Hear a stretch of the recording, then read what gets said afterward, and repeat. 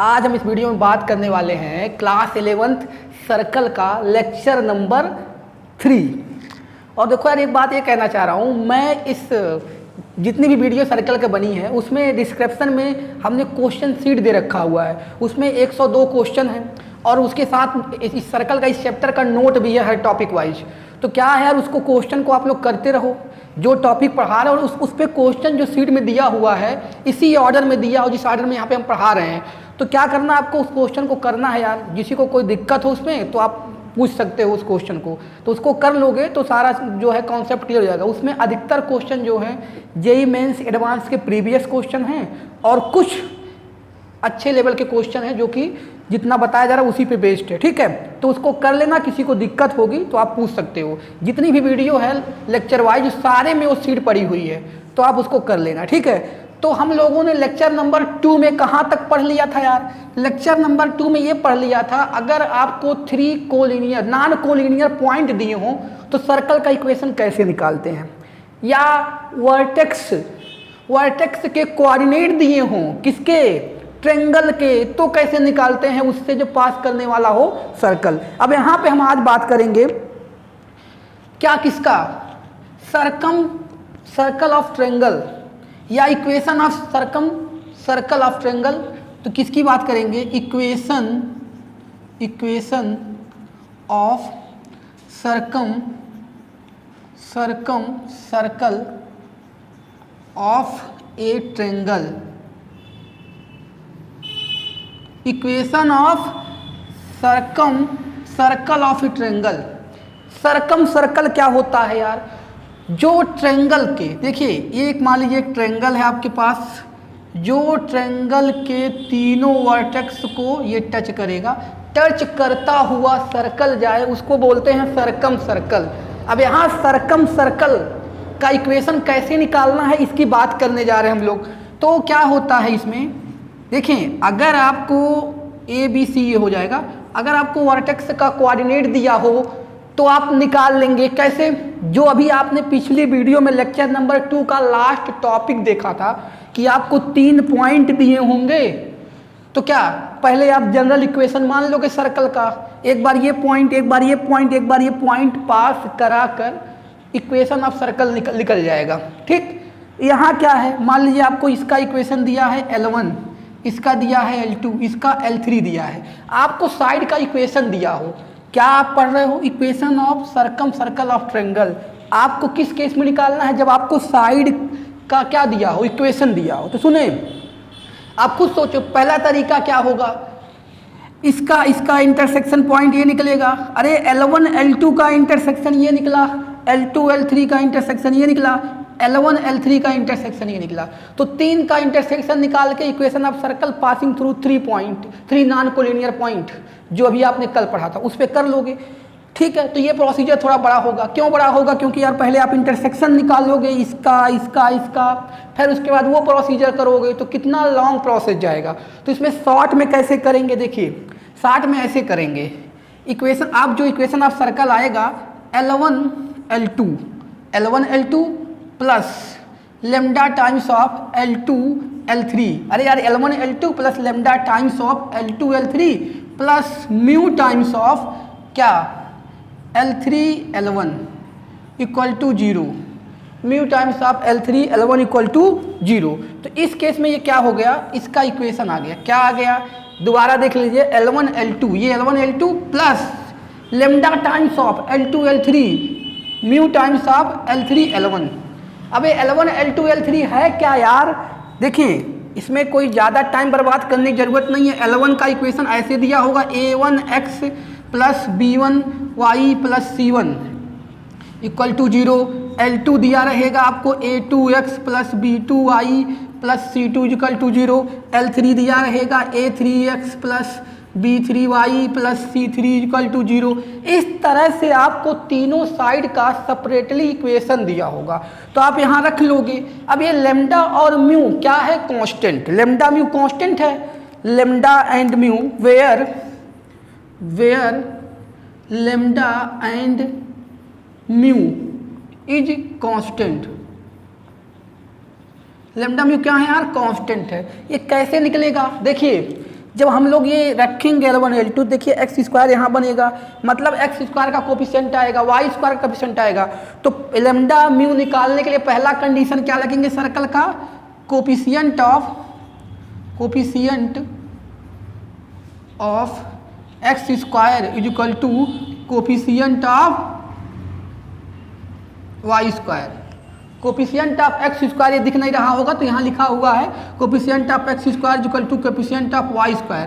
पहला कंडीशन लगाएंगे, सर्कल को रिप्रेजेंट करेगा, पहले ये कर लेंगे तो बड़ा सा इक्वेशन आएगी इस फॉर्म में। तो हमें लैम्डा और म्यू निकालने के लिए पहला कंडीशन लगाएंगे, सर्कल का coefficient of x square equal to coefficient of y square. दूसरा क्या लगाएंगे यार, दूसरा लगाएंगे एक्स वाई का टर्म, ठीक है, terms of x y is 0। क्या होगा, एक्स वाई का टर्म उसमें क्या आ जाएगा, 0, क्योंकि सर्कल अगर रिप्रेजेंट करेगा तो एक्स वाई का टर्म आएगा नहीं, तो एक्स वाई के टर्म को क्या कर देंगे, 0। तो उस केस से लैम्डा और म्यू निकल जाएगी, फिर इसी वाले इक्वेशन में रख दोगे लैम्डा और म्यू की वैल्यू, लैम्डा और म्यू की वैल्यू उस हिसाब से रख दोगे तो आपका सर्कल का इक्वेशन आ जाएगा। अब इस प्रोसीजर से करने में थोड़ा कम टाइम लगेगा और आपको इंटरसेक्शन निकाल के करोगे तो ज़्यादा टाइम लगेगा, ठीक है। तो इस पर मैं एक क्वेश्चन दे रहा हूँ और आप लोग उसको कर लेना, क्योंकि मैं यहाँ करूँगा तो लगभग उसमें 2-4-5 मिनट बर्बाद ही होगा। तो आप लिख लीजिएगा कैसे क्या करना है। फाइंड द, ये आपका हो गया, इसको देख लीजिए। अब इसमें क्वेश्चन क्या आ सकता है, क्वेश्चन देखिए आएगा तो थोड़ा इसमें कैलकुलेशन ही है और कुछ नहीं है। फाइंड, एक क्वेश्चन आपको खुद करना है, find the equation of circum circle of triangle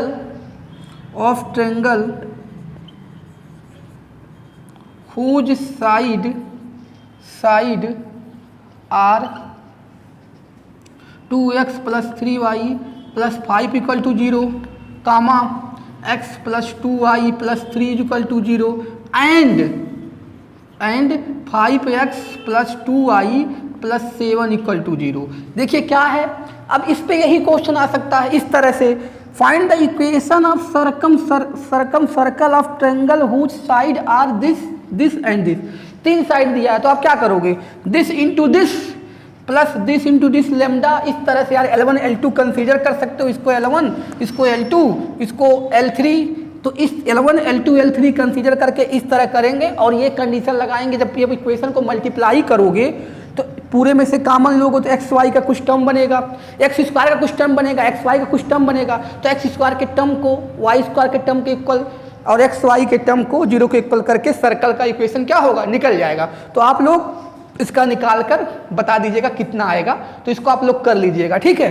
अब हम लोग आगे बात करते हैं, अगर इसी तरह से हमें निकालना हो, ये तो किसका हो गया, सर्कम सर्कल ऑफ ट्रायंगल हो गया। अब इसी तरह निकालना equation of circum circle of rectangle या स्क्वायर, तो उसकी कैसे निकालेंगे उसकी बात कर लेते हैं। Equation of circum circle of A square और रेक्टेंगल। तो देखिएगा अगर उधर दिख नहीं रहा होगा तो रेक्टेंगल लिखा है।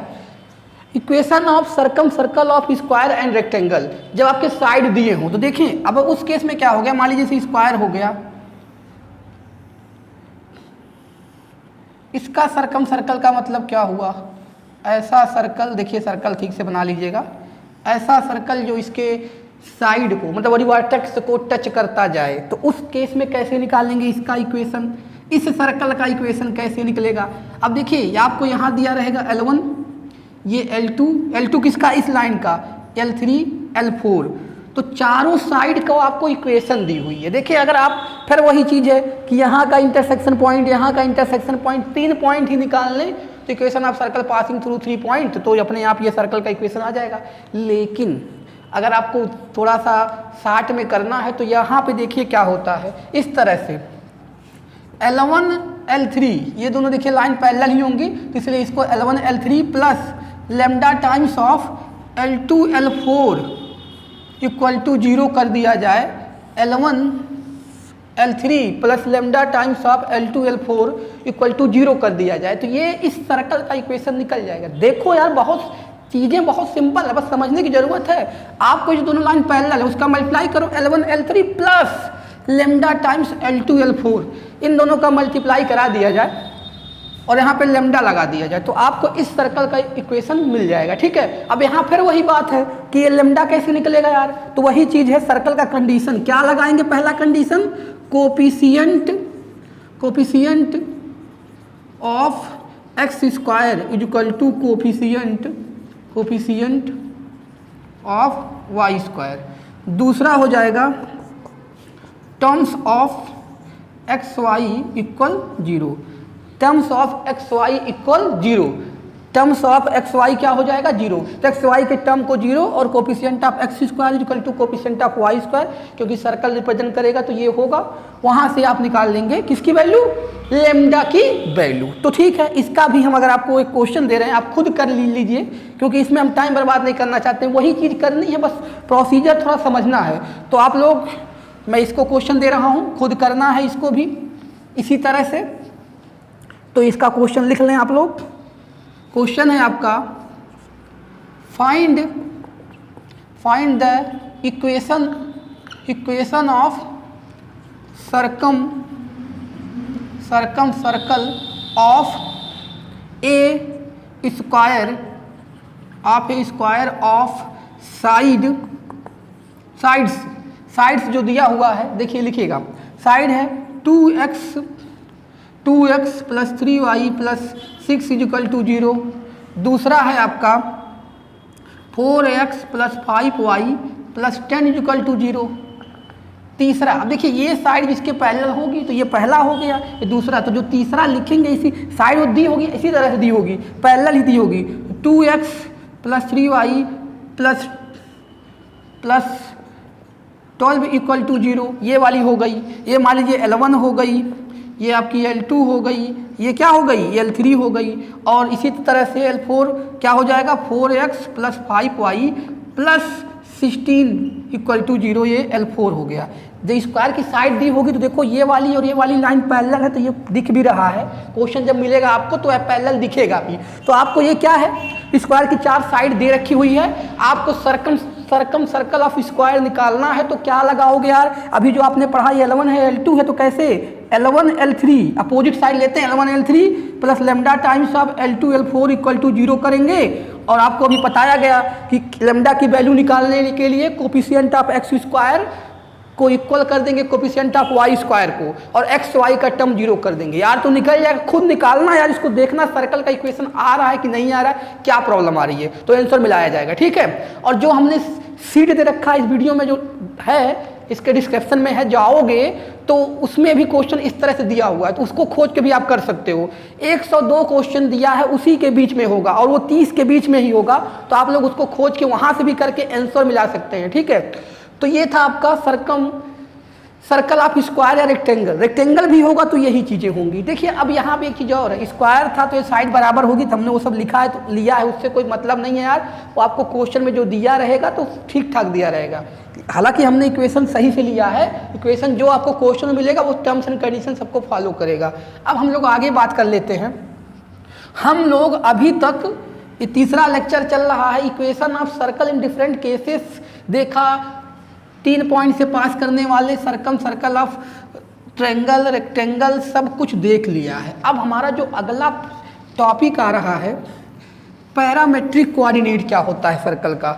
पहली बात, पैरामेट्रिक कोऑर्डिनेट होता क्या है, किस कंडीशन में क्या होता है। तो पहले हमारी ये आज अगला टॉपिक है पैरामेट्रिक कोऑर्डिनेट। पैरामेट्रिक कोऑर्डिनेट, देखो पैरामेट्रिक इक्वेशन भी होता है जब पैरामेट्रिक कोऑर्डिनेट को रख लेते हैं। ये एक बहुत ही इंपॉर्टेंट चीज़ है सर्कल में, क्योंकि ये बहुत डिफरेंट केसेस में यूज कराया जाता है क्वेश्चन में। तो पहली चीज़ पैरामेट्रिक कोऑर्डिनेट क्या होता है, देखिए किसी भी इक्वेशन का, सर्कल का ही बात नहीं कर रहे हैं, पैराबोला, हाइपरबोला, इलिप्स कोई भी हो, पैरामेट्रिक कोऑर्डिनेट का ये मतलब होता है ऐसा कोऑर्डिनेट एक सेलेक्ट किया जाता है जो उस इक्वेशन को, उस कर्व को क्या करती है, सेटिस्फाई। ऐसा पॉइंट जो एक किसी भी पर्टिकुलर कर्व को क्या करती हो, सेटिस्फाई करती हो तो उसको बोलते हैं पैरामेट्रिक कोऑर्डिनेट। तो देखिए सर्कल डिफरेंस केसेस में पढ़ा गया है। तो पहले स्टैंडर्ड की बात करते हैं। हम लोग क्या पढ़े थे? Standard equation of circle. Standard equation of circle क्या था? अगर इक्वेशन ऑफ सर्कल ये होता है, यही होता है standard equation, x square plus y square equal to r square. तो देखिए इसका पैरामेट्रिक कोऑर्डिनेट क्या होगा? X square plus y square equal to r square. इसका parametric coordinate x equal to होता है r cos theta, y equal to r sine theta. तो ये आपका हो गया इसका पैरामेट्रिक कोऑर्डिनेट। अगर हम लोग यहाँ x की वैल्यू पुट करें और y की वैल्यू पुट करें तो आर स्क्वायर आ जाएगा। कैसे? यहाँ पुट करोगे तो r square cos square theta, यहाँ पुट करेंगे r square sine square theta, r square common लेंगे तो ये हो जाएगा cos square theta plus sine square theta. और जो कि हमें पता है इसकी वैल्यू 1 होती है, तो ये जो लेफ्ट हैंड साइड था राइट हैंड साइड के इक्वल आ गई आर स्क्वायर। तो ये ऐसा पॉइंट है जो इसको सेटिस्फाई कर रहा है। तो इसका ये क्या हो गया? Parametric coordinate. किसी भी कर्व का पैरामेट्रिक कोऑर्डिनेट वो पॉइंट होता है जो उस कर्व को सेटिस्फाई करता है। किसी भी कर्व का पैरामेट्रिक कोऑर्डिनेट वो पॉइंट होता है जो उस कर्व को क्या करता है यार? सेटिस्फाई करता है। तो ये वाले इक्वेशन का standard equation of circle x square plus y square equal to r square होता है। तो यहाँ पे r cos theta r sine theta इसका हो जाएगा पैरामेट्रिक कोऑर्डिनेट, क्योंकि इसको सेटिस्फाई कर रहा है। देखो यहाँ पे ध्यान देना, एक्स के साथ कॉस थीटा ही लिया जा रहा है। क्यों? क्योंकि देखो अगर मान लो सर्कल है आपके पास, यहाँ पे सर्कल है, कोई पॉइंट ले रहे हैं, जैसे देखिए इधर इस तरह से, ये आपका वो है, यहाँ पे कोई पॉइंट ले रहे हैं सर्कल पे, तो ये अगर मान लीजिए ऐसा कर लीजिए जो सेंटर से पास करता हो सर्कल, ये वाला स्टैंडर्ड है ना, तो सेंटर से पास कर रहा है, सॉरी सेंटर से पास नहीं कर रहा है, इसका क्या है वो, इसका जो है सेंटर 0,0 है। तो ये हो गया आपका। तो यहाँ पे कोई पॉइंट ले रहे हैं, देखिए 0,0 हो गया सेंटर इसका, यहाँ पे कोई पॉइंट ले रहे हैं, देखो ये पॉइंट ले रहे हैं। तो अगर ये R है, देखिए ये R है, तो R है, इसका मान लीजिए ये P है, H कामा K, H और K की बात करना है, और ये थीटा है, अगर ये थीटा है तो ये H इक्वल टू क्या होगा? R cos थीटा, और ये हाइट क्या हो जाएगी? R sin theta. तो यही है K equal to R sin theta. तो इस तरह से हम लोग कर ले सकते हैं कि अगर कोई पॉइंट ले यहाँ से थीटा डिग्री पे वो रहे, तो इस तरह से h की वैल्यू r cos थीटा और k की वैल्यू r sin थीटा, तो उसी को पैरामेट्रिक कोऑर्डिनेट बोलते हैं। वो सर्कल पे पॉइंट है और उसको सेटिस्फाई कर रहा है। तो यही है कि मान लीजिए आप कोई h कामा k पॉइंट ले रहे हो और मान लेते हो कि यहाँ से थीटा एंगल पे है और ये r है, तो इस तरह से, इसीलिए यहाँ पे r cos थीटा और r sin थीटा लिया जाता है। ये था पैरामेट्रिक कोऑर्डिनेट इस फॉर्म का। अगर हम बात करें इक्वेशन, देखिए ये क्या हो गया? r cos theta r sin theta. अब इसी से कंपेयर करके और जो अदर फॉर्म सर्कल का पढ़े हैं उसका पैरामेट्रिक कोऑर्डिनेट हम लिख सकते हैं। जैसे इफ इक्वेशन ऑफ सर्कल इस तरह दिया हो, इफ इक्वेशन ऑफ सर्कल जो है, सर्कल क्या है यार? इक्वेशन ऑफ सर्कल इस तरह से है, x माइनस एच का whole square, y minus k का whole square equal to r square. अगर इक्वेशन ऑफ सर्कल इस फॉर्म में दिया है तो इसका पैरामेट्रिक कोऑर्डिनेट, अब मतलब इस सर्कल का, इस सर्कल में क्या है? h कामा k है, ये सेंटर, और रेडियस r है। तो इसका कोई पॉइंट लेंगे इस तरह से। अब देखिए इसका ओरिजिन कहाँ है पता नहीं है, इस पर कोई पॉइंट अगर h कामा सॉरी कोई अलग पॉइंट x1 y1 ले रहे हैं, तो वही ना पैरामेट्रिक कोऑर्डिनेट हुआ। तो यहाँ पे x की जो वैल्यू आएगी, तो यहाँ पे ध्यान देने वाली बात है कि जो x की वैल्यू आएगी क्या होगी? इसका रेडियस r है और यहाँ पे सेंटर क्या है? h कामा k। तो x की वैल्यू आएगी h plus r cos theta, h plus r cos theta. ऐसे क्यों हुआ? क्योंकि देखिए अगर हम बात करें, जैसे मान लीजिए यहाँ का, यहाँ ये है इसका, वो ये है ओरिजिन है, और इसका ये है पॉइंट, इसका सेंटर यहाँ पे है। ध्यान से उस फिगर को दोबारा बना के समझा देना कैसे हो रहा है, ज़्यादा परेशान होने की जरूरत नहीं है यार।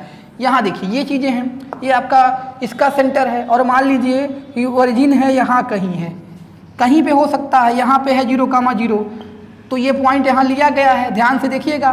तो अगर ये थीटा है और ये r है, तो ये क्या होगा? r cos theta, r cos theta, और p का कोऑर्डिनेट है x1 y1। तो हमें यही x1 निकालना है p का। तो अगर ये ओरिजिन के रिस्पेक्ट में देखेंगे तो ये क्या है यार, ये x यहाँ का कोऑर्डिनेट ये x1 है, तो x1 की वैल्यू किसके इक्वल होगी, ये वाली डिस्टेंस प्लस दिस, और ये है क्या, यहाँ पे सेंटर h कामा k है ना इसका। भाई सुनो यार, इस सेंटर h कामा k है तो ये h plus r cos theta, इसी वजह से h प्लस कॉस थीटा हुआ है। वहाँ पे सेंटर ओरिजिन था तो डायरेक्ट हो गया आर कॉस थीटा, क्योंकि डिस्टेंस वहीं से मेजर करना था। यहाँ ओरिजिन यहाँ कहीं होगा, ओरिजिन यहाँ कहीं होगा, तो ये जो आर कॉस थीटा इतना है वो इसके सेंटर से है, लेकिन आप कहाँ से लोगे, ओरिजिन से लोगे, तो क्या हो जाएगा h plus r cos theta, क्योंकि ये सेंटर h कामा k दिया है तो ये वैल्यू क्या हो जाएगी h plus r cos theta. तो इस हिसाब से h plus r cos theta, और उसका भी वही हाल है, वो जो चीज़ है वाई वाली बात है तो वही वहाँ भी है। देखिए ये आपकी हाइट है तो कोई ज़रूरत नहीं है कि ये है, ओरिजिन यहाँ नीचे कहीं हो सकता है, कुछ भी हो सकता है, तो उस हिसाब से उसकी वैल्यू जो आएगी किसकी, इसी तरह वाई की वैल्यू भी जो आएगी क्या आ जाएगी, k plus r sine theta, k plus r sine theta, r sine theta. देखिए यहाँ से है ना, ये यहाँ से है, यहाँ से ये इतना है, अब लेकिन ये बता रहा है कि ये यहाँ है तो कहानी ओरिजिन कहीं यहाँ कहीं होगा, ये हमने यहाँ बना दिया सेंटर के पास, यहाँ कहीं हो सकता है ओरिजिन, यही सेंटर पे होता तो ऐसे ही होता, ओरिजिन यहाँ कहीं होगा। देखो यहाँ कहीं होगा तो h प्लस, ये तो इस डिस्टेंस हो गई x वाली, h plus r cos theta. लेकिन अगर ये वाली बात करेंगे तो ये क्या है, ये आपका है k में क्या ऐड करना है y1, तो यही k में y1 क्या हो जाएगा, y1 की वैल्यू यहाँ क्या आ रही है r साइन थीटा, तो इसलिए y की वैल्यू हो गई के आर साइन थीटा। ये किसका हो गया पैरामेट्रिक कोऑर्डिनेट भाई, जब सर्कल इस तरह से होगा, x माइनस एच का whole square plus y minus k का होल स्क्वायर, ये हो गया।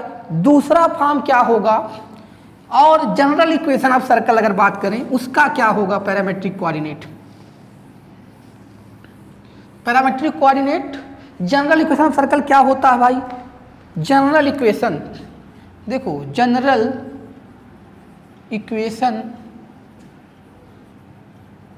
ऑफ सर्कल की बात करें तो जनरल इक्वेशन ऑफ सर्कल की बात करें तो क्या होता है, x square plus y square plus 2gx plus 2fy plus c equal to 0, ये क्या हो गया, जनरल इक्वेशन ऑफ सर्कल हो गया। तो इसका क्या होगा आपका, इसका क्या होगा, क्या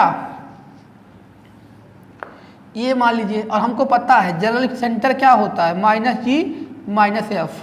तो देखें यहाँ पे कोई पॉइंट लिए हो P, ये क्या बना रहा है थीटा, x1 y1 या xy ही कह लो, यही निकालना है।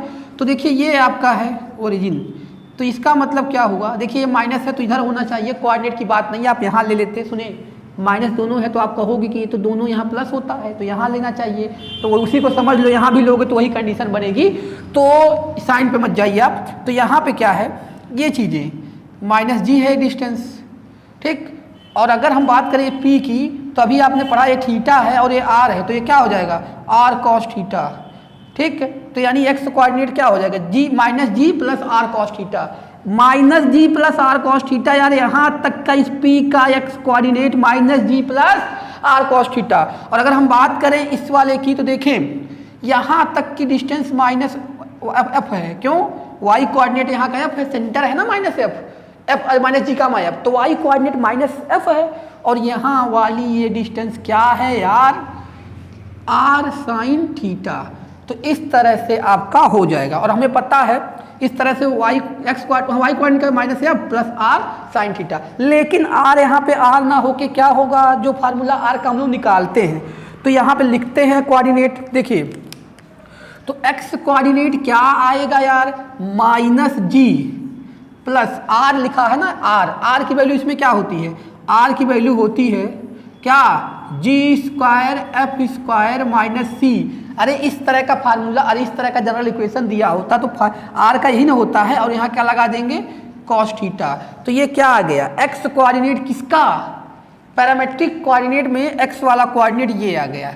और उसी तरह से अगर बात करें y कोऑर्डिनेट क्या होगा minus f plus under root r है ये g square f square minus three sine theta. ये क्या आ गया, ये आ गया वाई कोऑर्डिनेट, ये आपका आ गया वाई कोऑर्डिनेट आ गया। किसका वाई कोऑर्डिनेट किसका आ गया, इसका पैरामेट्रिक माने पी पॉइंट जो हम लोग ले रहे हैं। तो वो देखो पैरामेट्रिक कोऑर्डिनेट वहाँ यूज की जाती है, कुछ क्वेश्चनों में यूज की जाती है, क्योंकि ये सर्कल को सेटिस्फाई करता है पॉइंट। तो उस पॉइंट का यूज करके डिफरेंट टाइप के प्रॉब्लम सर्कल में बनेंगे, आगे देखेंगे कि जहाँ पे पैरामेट्रिक कोऑर्डिनेट यूज कराया गया होगा। ठीक है, तो ये क्या था टोटल, अभी हम लोग समझे पैरामेट्रिक कोऑर्डिनेट, और हमने 3 कंडीशन लिया, स्टैंडर्ड और x minus H, centre h कामा k हो, रेडियस r हो, और जनरल फॉर्म में तीनों का हमने देखा क्या, parametric coordinate.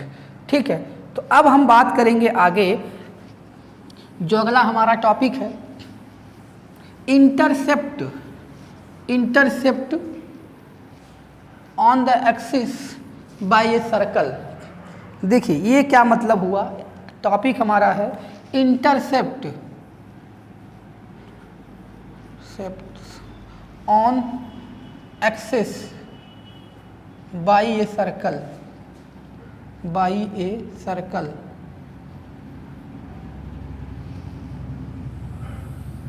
Intercept on axis by a circle. तो देखिए सर्कल क्या होता है, जैसे देखिए एक्सिस है, एक्सिस में ये एक्सिस है आपका x x dash y y dash. तो सर्कल कैसे हो सकता है, एक सर्कल हो सकता है कि जो ऐसे गया हो, एक सर्कल हो सकता है आपका कोऑर्डिनेट एक्सिस से ऐसे चला गया हो, कोई इंटरसेप्ट मेट ना किया हो, और एक सर्कल हो सकता है आपका ऐसे गया हो। अब देखिए ये सिचुएशन जो बनी है यहाँ पे, ये मत सोचिए ये सिचुएशन यहाँ बने, ठीक है, चाहे यहाँ बने, यानी एक्स एक्सिस को कट कर रहे, 2 डिफरेंट पॉइंट पे, यहाँ और यहाँ भी कट कर सकती है, यहाँ भी कट सकती है, बना लो ऐसे, यहाँ भी हो सकता है, ये चीज़ यहाँ भी हो सकता है, ये चीज़ यहाँ भी हो सकता है, यहाँ भी हो सकता है, और ये चीज़ यहाँ भी हो सकता है। तो क्या मतलब है यार इसका, इसका ये मतलब है, ये देखो ये सर्कल इंटरसेप्ट कर रही है डिफरेंट पॉइंट पे एक्सिस पे, एक्स एक्सिस पे, यहाँ एक्स पे कट रही है, वाई पे नहीं कट कर रही है, यहाँ पे क्या है, यहाँ पे वाई एक्सिस पे कट कर रही है, एक्स पे नहीं कट कर रही है। और ऐसा भी हो सकता है कि बोथ एक्सिस पे, यहाँ भी कट करे यहाँ भी कट करे, दोनों एक्सिस पे कट कर रही है इंटरसेप्ट। तो अभी आपको क्लियर होगा, हम पढ़ने जा रहे हैं intercept on axis by a circle. तो कैसे पता करेंगे कि इंटरसेप्ट कट कर रही है कि नहीं, और कट कर रही है, देखिए कट कर, देखो कट कर रही है, इसका लेंथ कितना होगा, अगर कट कर रही है तो उसका लेंथ कितना होगा, एक्स एक्सिस पे कट करे तो कितना लेंथ हो रहा है, वाई पे कट करे कितना लेंथ हो रहा है। ठीक है, और नहीं कट कर रही तो कैसे पता चलेगा, तो यही हम लोग अब जा रहे हैं समझने। तो हम लोग देखते हैं कि कैसे इंटरसेप्ट निकाला जाएगा। तो स्टैंडर्ड इक्वेशन नहीं, जनरल इक्वेशन का यूज किया जाए, जनरल इक्वेशन से निकालेंगे, उसी से समझेंगे। हमें पता है जनरल इक्वेशन ऑफ सर्कल क्या होता है, जनरल इक्वेशन को याद रखना है, हर जगह उसी का यूज आ रहा है। जनरल इक्वेशन ऑफ सर्कल क्या होता है, x square plus y square plus 2gx plus 2fy plus c equal to 0। ठीक है, अब हम बात करें इंटरसेप्ट, पहले ऑन एक्स एक्सिस की बात करें, फिर उसी तरह सिमिलरली करेंगे वाई एक्सिस की बात।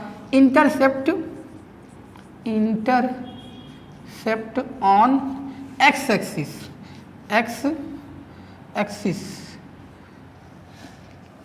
एक्स एक्सिस या एक्स एक्स, एक्स एक्सिस, क्या इंटरसेप्ट बात करते हैं एक्स एक्सिस पे। तो कैसे होगा, देखिए एक्स एक्सिस के लिए क्या करेंगे, एक्स एक्सिस पे यानी वाई क्या होगा, वाई 0 होगा, पुट वाई इक्वल टू 0, इस इक्वेशन में वाई इक्वल टू 0 पुट करते हैं। तो देखें क्या बनता है वाई इक्वल टू 0 करने पर, तो वाई 0 करेंगे तो क्या बनेगा, एक्स स्क्वायर, एक्स वाई 0 हो गया है ख़त्म, क्या बनेगा 2gx 2fy 0, ये 0 हो जाएगा, ये 0 हो जाएगा, क्योंकि वाई क्या पुट करना है 0, ये प्लस c इक्वल टू क्या हो गया 0, इक्वेशन सेकेंड। अब देखिए x में कोऑर्डिनेटिक है, x में क्या है कोऑर्डिनेटिक, और यहाँ फिगर बना लीजिए, हम लोग मान के चल रहे हैं अभी दोनों पे इंटरसेप्ट कर रही, सॉरी दोनों पे इंटरसेप्ट सर्कल कर रही है, उसी की बात कर रहे हैं। तो फिगर वही वाला बनाते हैं जो दोनों पे इंटरसेप्ट कर रही है, उसको कैसे निकालना है देखा जाएगा। देखिए ये है आपका कोऑर्डिनेट एक्सिस, और जो सर्कल जा रही है आपकी दोनों पे इंटरसेप्ट कर रही है, ये देखिए दोनों पे इंटरसेप्ट कर रही है।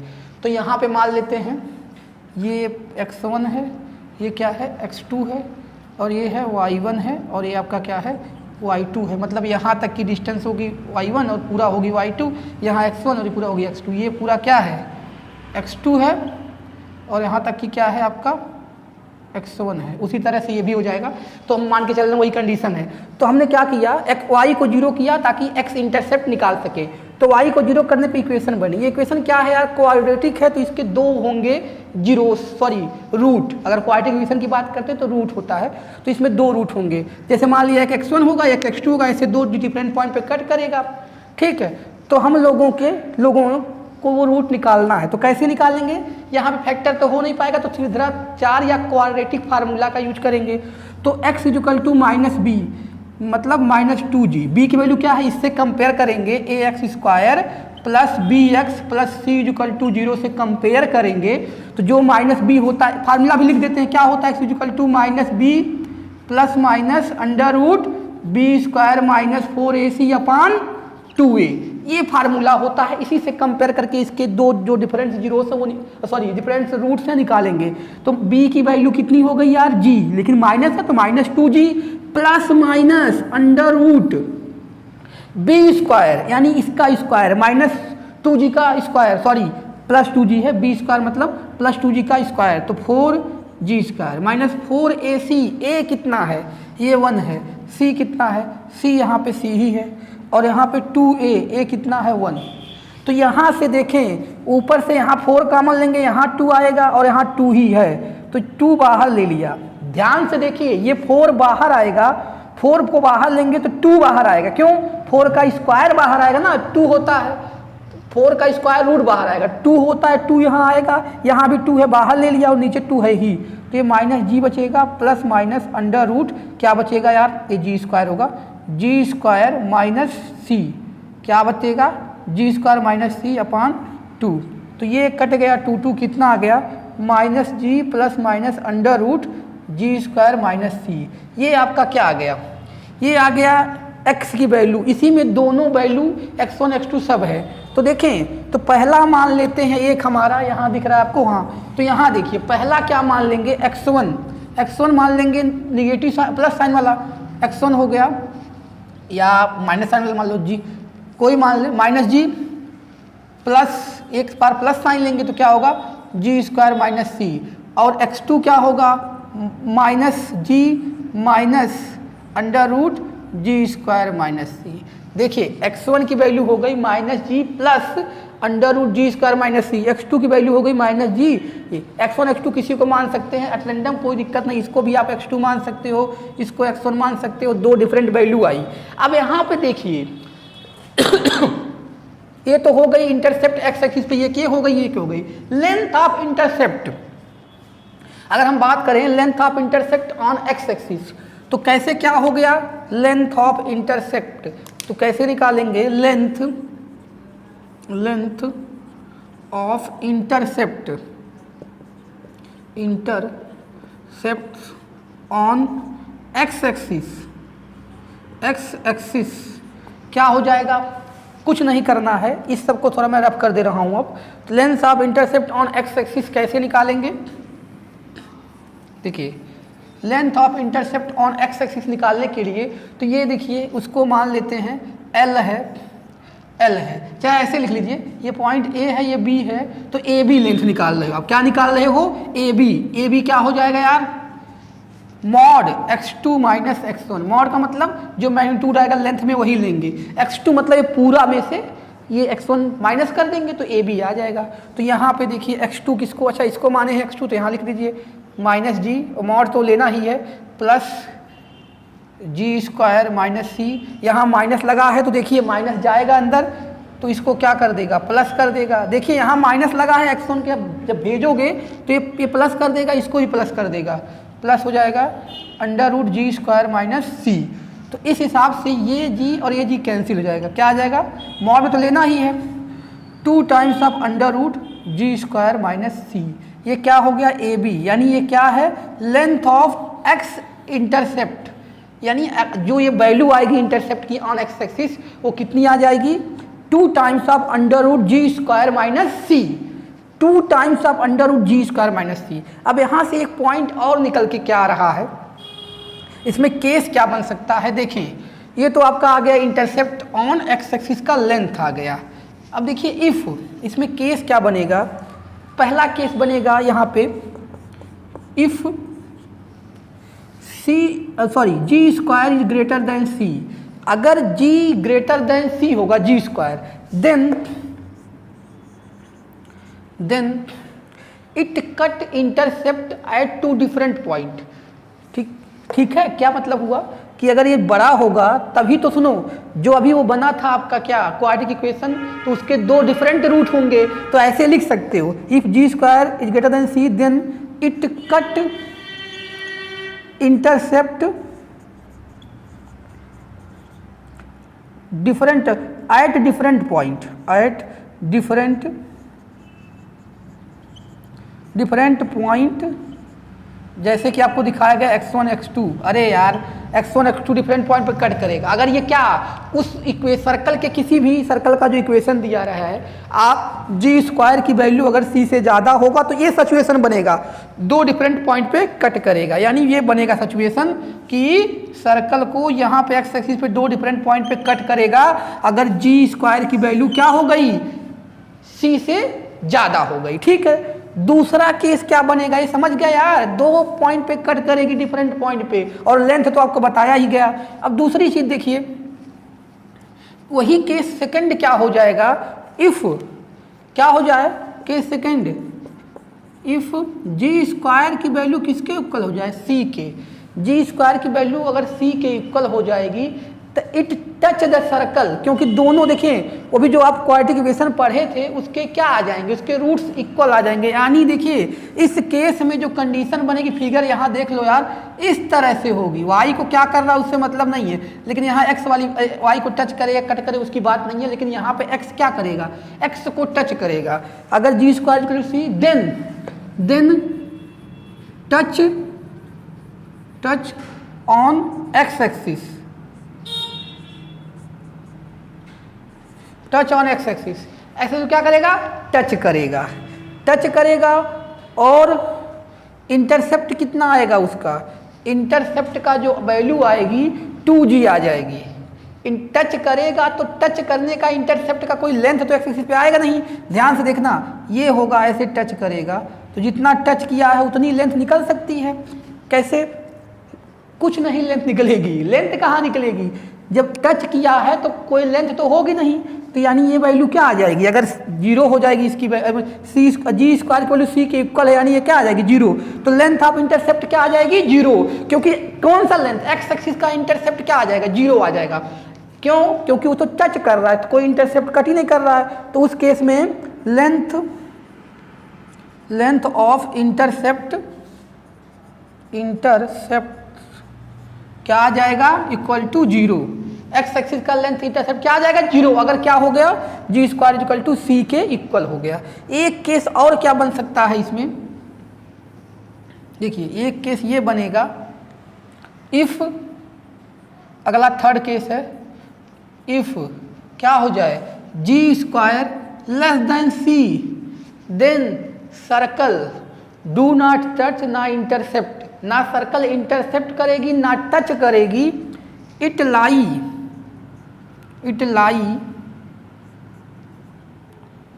above the axis,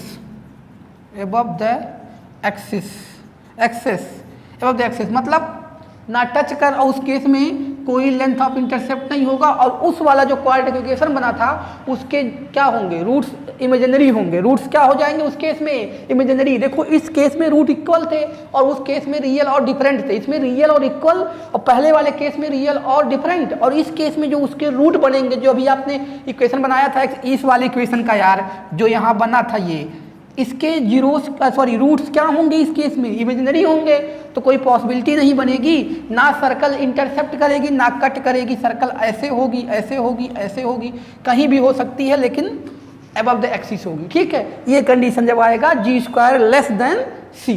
तो सिमिलरली अगर हम बात करें, देखिए सिमिलरली अगर बात करें वाई इंटरसेप्ट की, तो वाई इंटरसेप्ट की बात करें, इंटरसेप्ट ऑन वाई एक्सिस की अगर हम बात करते हैं, इंटरसेप्ट ऑन वाई एक्सिस, तो इसी में देखिए ये हमने पुट किया था तो ये 0 हो गया था।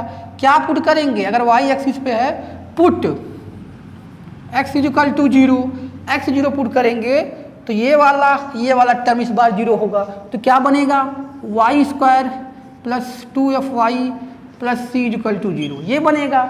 और यहाँ से निकालेंगे इसके क्या, इसके रूट्स निकालेंगे यहाँ पे, तो यही सेम जो कंडीशन वहाँ बन रही थी बनेगी। तो इसके देखिए दो अरे निकालेंगे आप तो y इक्वल टू एक आ जाएगा minus f plus under root f square minus c आएगा। और दूसरा मतलब ये y1 मान लीजिए, जैसे यहाँ पे देखिए ये y1 है यहाँ तक का और ये पूरा जो डिस्टेंस है y2 है कहाँ तक का, नीचे तक का। तो ये y1 मान लीजिए, y2 जो आएगी minus f minus f square minus c. तो ये चीज़ें होंगी अगर आप इसके क्वाड्रेटिक इक्वेशन को सॉल्व करोगे। तो length of intercept on y axis क्या आ जाएगी यार, तो ये इसी तरह से length of intercept on y axis क्या आ जाएगा, इसी को ऐड करेंगे। अरे वाई लेंथ मान लो, इसको सी डी मान लो, सी और C B C B C तो हो गया, सी डी, हाँ सी डी की बात करेंगे, सी डी तो वही आएगा मॉड ऑफ y2 माइनस वाई1 करेंगे, मॉड ऑफ y2 माइनस वाई1 तो निकल के क्या आ जाएगा 2 under root f square minus c, 2 under root f square minus c क्या आ गया c d, length of c d मतलब y intercept 2 times of under root f square minus c कर देंगे तो ये वाला लेंथ आ जाएगा। और 2 times of g square minus c कर देंगे तो ये वाला लेंथ आएगा। अब इसमें भी 3 केसेस बनेंगे जिस तरह उसमें बना था। क्या मतलब हुआ देखें, पहला केस इसमें भी होगा इफ क्या F square greater than c, तो कट 2 डिफरेंट पॉइंट, क्योंकि उस वाले जो अभी जो इक्वेशन बनी थी उसके जो इक्वेशन बनेगी उसको रूट्स क्या होंगे रियल और डिफरेंट होंगे। तो cut 2 different point, cut 2 different point, तो और लेंथ क्या होगी, लेंथ ऑफ इंटरसेप्ट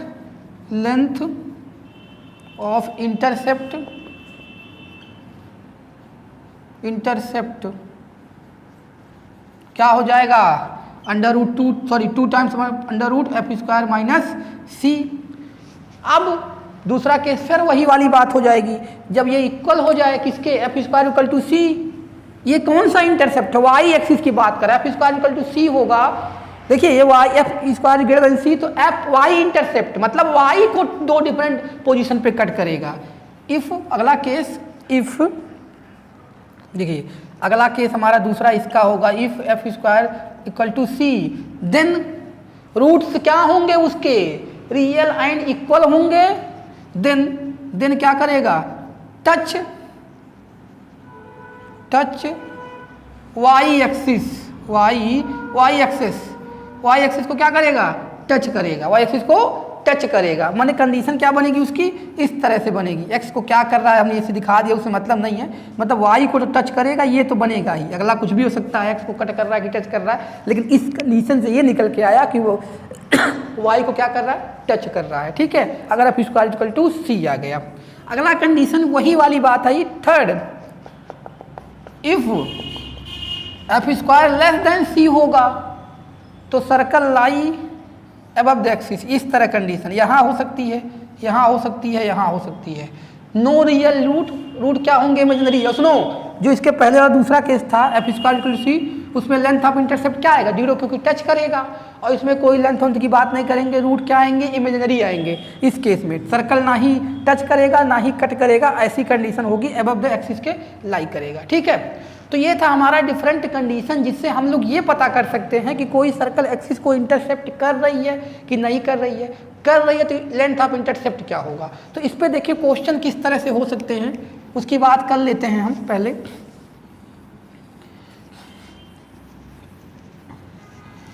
तो देखो बात करने से पहले ये चीज़ हम लोग अभी क्लियर क्या किए हैं कि लेंथ अगर हम एक्स एक्सिस का इंटरसेप्ट करें, एक्स एक्सिस का इंटरसेप्ट का लेंथ जो आएगा, लेंथ आएगा क्या आएगा 2 times of under root g square minus c, और वाई एक्सिस का लेंथ आएगा जो इंटरसेप्ट का क्या 2 times of f square minus c. ये हम लोग पढ़ लिए। और यार एक बार बता देता हूँ, ये सब चीज़ें याद होनी चाहिए आपको। अगर याद रहेगी तो आप क्वेश्चन को आराम से करोगे। अभी और सारे कंडीशन बनेंगे तो जितने कंडीशन के फार्मूले निकल रहे ना उसको याद रखना बहुत ज़रूरी है यार, तभी आप कर सकते हो। तो देखिए यहाँ पे क्वेश्चन है find the length of intercepts on access to the circle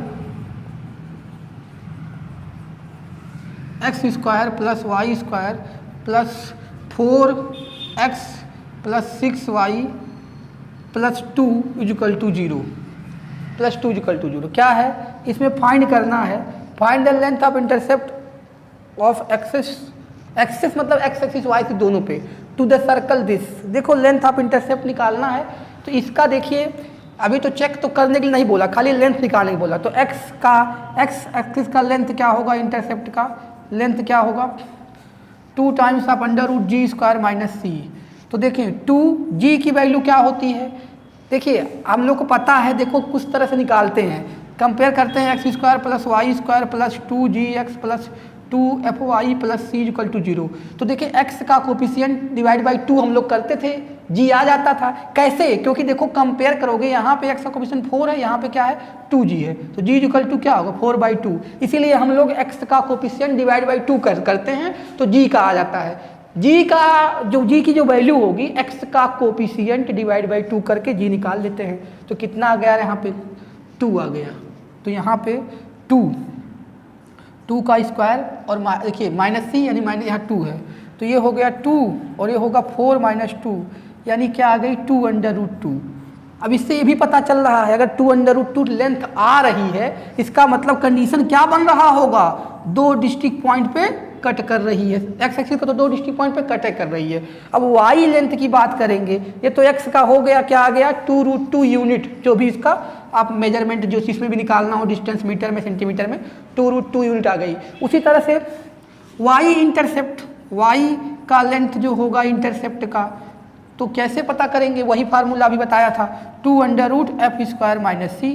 तो इस हिसाब से देखिए एफ स्क्वायर माइनस सी कर रहा है तो एफ की वैल्यू कितनी होगी, y का कोफिशिएंट डिवाइड बाई 2। तो y का कोफिशिएंट कितना है, क्यों, क्योंकि ये देखिए 2f इक्वल टू कितना है 6, तो f इक्वल टू 6/2, तो इसीलिए y का कोफिशिएंट डिवाइड बाई 2 कर देते हैं। तो यहाँ पे y का कोफिशिएंट कितना है यार 3, मतलब y का कोफिशिएंट 6 से डिवाइड बाई 2 करेंगे 3 आएगा। तो 3 का स्क्वायर डायरेक्ट रख देते हैं 9, 3 का स्क्वायर 9 और c कितना है 2, तो ये क्या आ गया, ये आएगा 7, 2√7 यूनिट क्या आ गई y पे ज़्यादा लेंथ का कट कर रहा है। यानी अगर बात करें फिगर की तो देखिए y पे सर्कल ज़्यादा लेंथ का इंटरसेप्ट और x पे छोटे का। अब सर्कल सही बनेगा तो ये दिखेगा ये छोटा इंटरसेप्ट कर, क्योंकि उसकी लेंथ कम थी, y की लेंथ ज़्यादा आएगी। एक तो इस तरह से लेंथ निकालने के लिए आ सकता है, एक क्या आ सकता है क्वेश्चन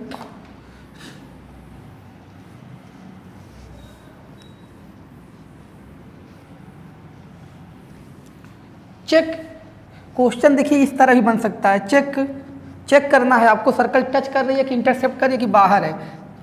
क्वेश्चन दूसरा है चेक द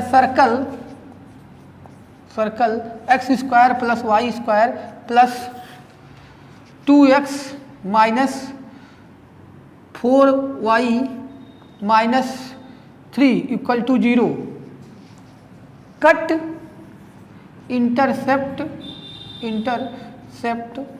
ऑन एक्सिस और नॉट।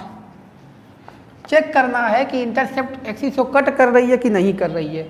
ठीक है, तो कट करेगी तो क्या कंडीशन आएगा पता ही है। तो यहाँ से पहले निकालते हैं हम लोग क्या, यहाँ से देखिए इस क्वेश्चन के लिए आप निकालेंगे कट करेगी कि टच करेगी, बहुत सारे केस बनेंगे, हम लोग एक छोटा सा देख रहे हैं। तो यहाँ से पहले जी निकालें, जी क्या होता है एक्स का कोफिशिएंट डिवाइड बाई 2, तो एक्स का कोफिशिएंट कितना है 2 है, डिवाइड बाई 2 कितना आ गया 1 आ गया, ये जी 1 आ गया। एफ निकालते हैं वाई का कोफिशिएंट डिवाइड बाई 2, तो वाई का कोफिशिएंट कितना है -4 है, 2 डिवाइड करेंगे -2 आ जाएगा। सी कितना है -3 है। तो यहाँ से क्या आ रहा है जी स्क्वायर कितना होगा, जी स्क्वायर 1 होगा, जी स्क्वायर की वैल्यू 1 होगी, सी कितना है -3। तो यहाँ क्या रही है जी स्क्वायर ग्रेटर देन जी स्क्वायर ग्रेटर देन किसके, सी, क्योंकि यार देखो जी स्क्वायर की वैल्यू 1 आ रही है और सी की वैल्यू -3 है, तो 1 सी स्क्वायर से तो मतलब -3 से तो बड़ा ही होगा। तो यानी एक्स एक्सिस पे दो डिफरेंट पॉइंट पे कट कर रही है, एक्स इंटरसेप्ट इसका कुछ आएगा, दो डिफरेंट पॉइंट पे कट कर रही है। कैसे भाई, देखो जी सॉरी, जी की वैल्यू 1 आ गई और सी की वैल्यू -3 है, तो यानी जी स्क्वायर की वैल्यू 1 आएगी और -3 से 1 तो ज़्यादा ही है, तो इंटरसेप्ट कर रही है किस पे, एक्स एक्सिस पे। वाई की बात करेंगे, वाई की बात करेंगे तो एफ कितना आया, -2 आया है, एफ -2 आया है, इसका स्क्वायर क्या होगा, 4 हो जाएगा प्लस का। अरे माइनस एफ स्क्वायर कितना आएगा, प्लस का 4 आएगा, तो एफ स्क्वायर भी क्या है, ग्रेटर देन सी। क्यों, एफ स्क्वायर 4 आ रहा है और वो कितना है, -3 है, तो -3 मतलब सी से ज़्यादा है ना, एफ स्क्वायर कितना है, प्लस का 4 और वो -3, सी से ज़्यादा है। इसका मतलब क्या हुआ, इसका मतलब ये हुआ कि ये वाई और एक्स दोनों पे इंटरसेप्ट कट कर रही है, उसका लेंथ निकालना होगा तो फार्मूला यूज करके निकाल लेंगे। तो देखो यार, हम लोग आज इंटरसेप्ट तक पढ़ लिए और जितने उधर के फॉर्म से सर्कल के इक्वेशन को वो पढ़ लिए। तो अब हम लोग आगे जो भी कंडीशन पढ़ेंगे, position of point with respect to line या टच करने का तमाम कंडीशन पढ़ेंगे। तो मैं ये कहना चाह रहा हूँ यार, जो हमने सीट दिया उसके क्वेश्चन करो, क्योंकि आपको ये टॉपिक क्लियर सही से तभी हो पाएगी जब आप ज़्यादा से ज़्यादा क्वेश्चन करोगे, क्योंकि देख रहे हो क्वेश्चन में ये सब कुछ यूज किया जाता है। तो आप क्वेश्चन करो और सारे लेक्चर को सही से देखोगे तो लास्ट तक आप जेईई मेंस एडवांस के क्वेश्चन आराम से कर सकते हो, अगर आप सारी चीज़ों को समझे हो। ठीक है, तो अब फिर मिलते हैं अगले वीडियो में। इस वीडियो में इतना ही।